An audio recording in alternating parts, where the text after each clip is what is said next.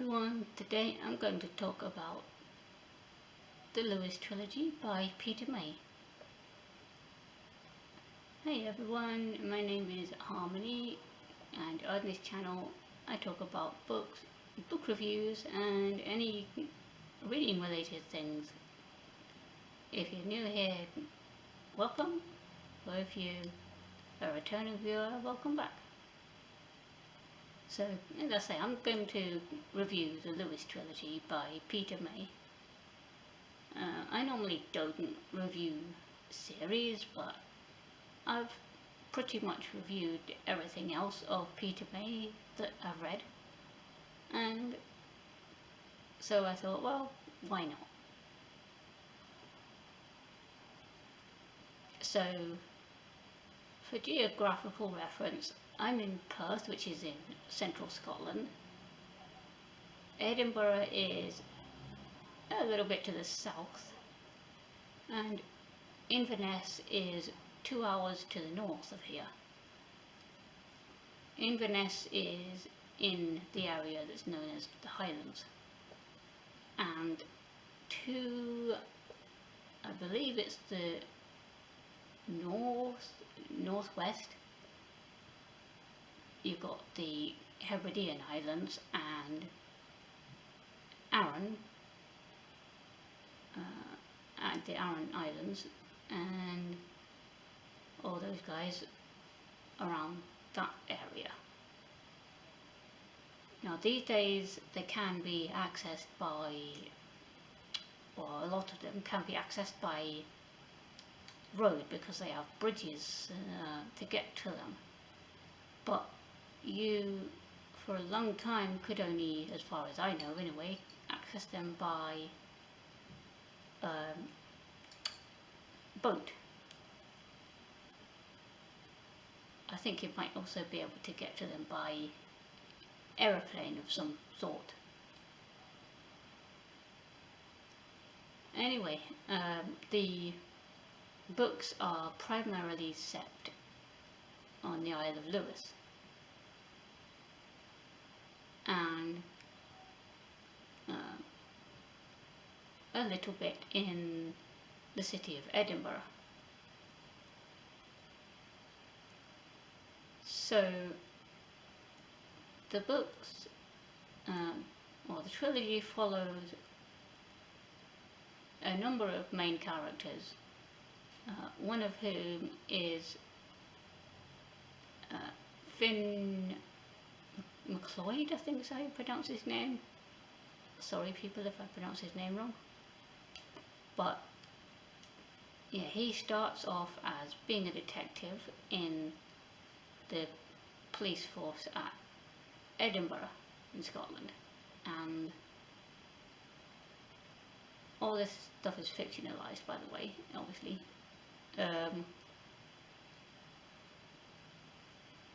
So there's this this murder that's occurred that takes him back to the Isle of Lewis and the very village where he grew up, and he knew the person that was murdered, and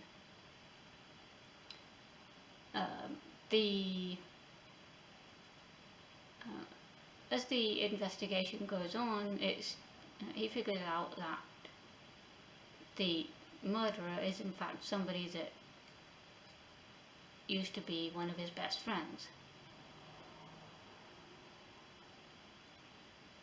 And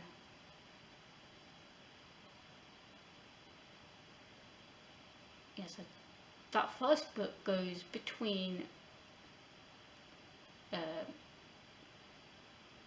this Finn McLeod's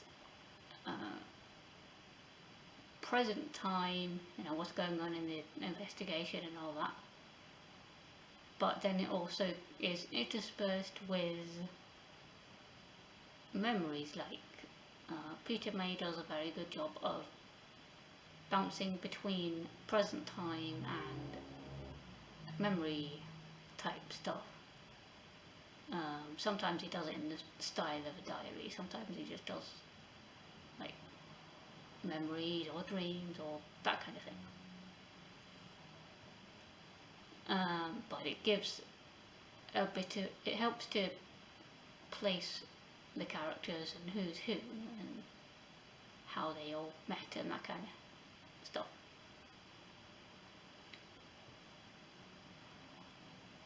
So in the process of doing that, the let's see, yeah, this guy also finds out that he has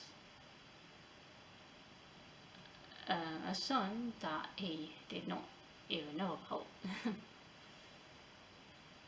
And he's also dealing with some other family issues as well.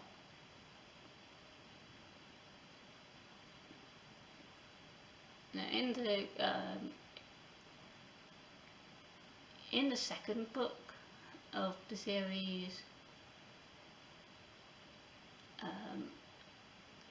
the timeline goes again between the present day, but the one where it looks at memories this time is following the thoughts of the father of one of the other main characters, which is I guess you could say Finn McCloyd's new partner, because yeah, he's also recently divorced with his wife, and all that's going on right through the trilogy as well.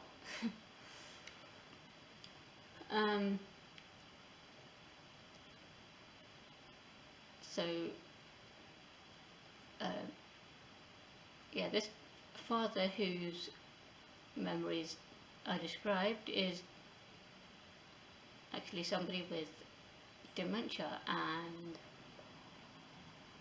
when I was reading that second book, it really made me think and wonder how much research he did, because it seemed to go into quite an amount of depth as to how one might think if they have that particular condition. Now, while all that's going on, you've also got another murder investigation going on. So there's a different murder investigation in each book. The murder victim this time is the brother of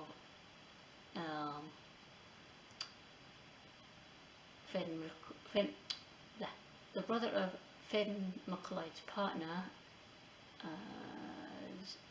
father, so like her uncle, kind of, yeah.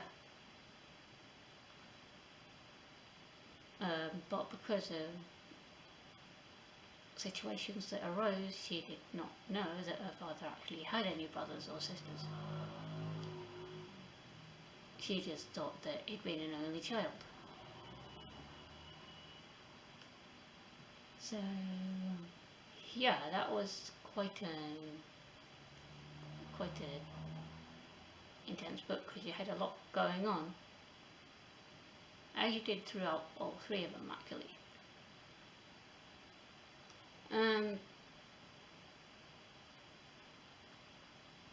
So yeah, that is a very long, not long, but it's a very involved kind of investigation thing. Then in the last book you have again a lot going on. By this time Finn McCloyd has actually finished with his divorce and he's moved back to the island of Lewis. But in the second book, he is no longer actually a policeman, nor is he in the third book. He left his old job so he could move. Again, several different plots going on. I don't know if you could say plots, but several different things going on.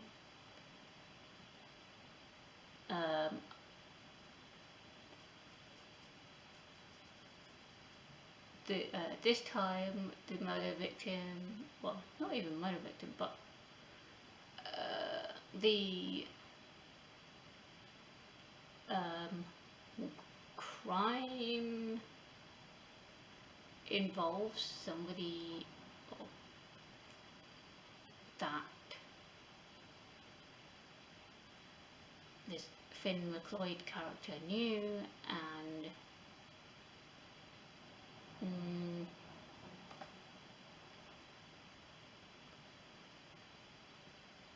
it takes him all over the place, because you've got his memories as well of everyone involved, how they all met in high school, and they were all in this band together, and how they went their separate ways at university, and all kinds of things. I'm not making a very good job of explaining it, but the one who was not in the band actually didn't even go to university. He just stayed on the island of Lewis. So that guy had a child, and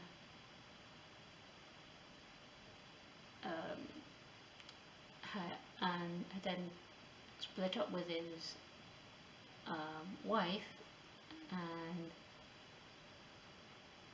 so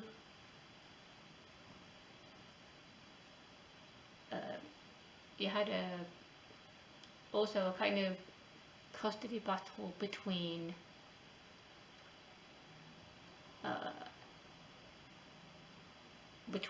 the child's actual biological father and a stepfather over who was going to take care of her, and all this.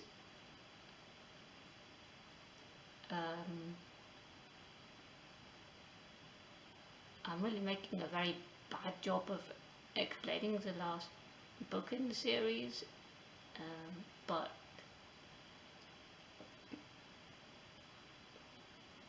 the title of that, so the titles of the books in publication order is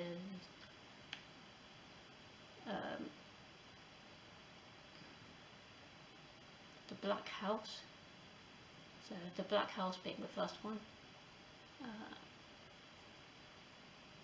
The Lewis Man, because, well, the body of the murder victim in the second book was found in a bog on the Isle of Lewis. And the last book in the series is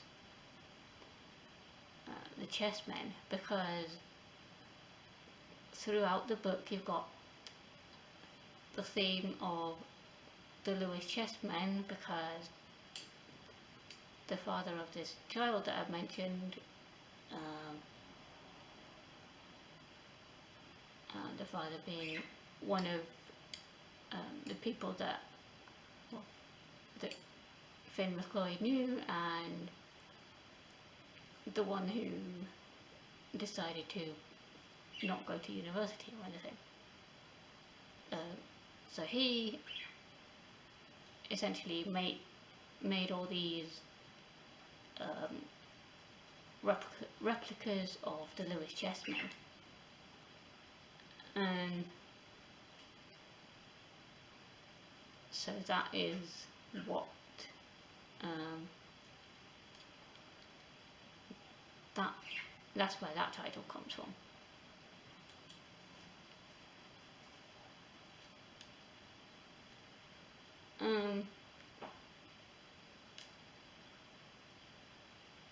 Yeah, although I didn't make a good job at all of explaining the books, I found them very engaging because partly certain crime fiction things I quite like from an investigation point of view, and partly, I don't know,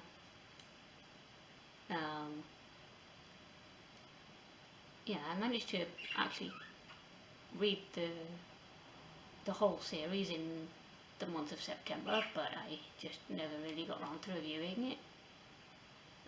I find a lot of the stuff in there does make you think. So, yeah, very thought-provoking series, and interesting. He must have put an awful lot of research into all three of those books. I know his list of acknowledgements is normally about as long as your arm. So,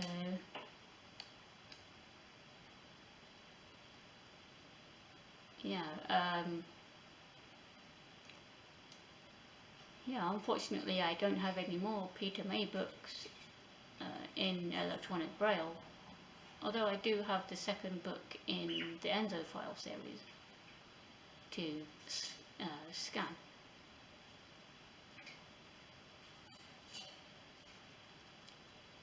Well, that's all that I can really think of saying without giving away a ton of spoilers. But if you like this video anyway, you can feel free to hit the like button, subscribe to my channel, share with your friends, and yeah, I will see you all in the next video.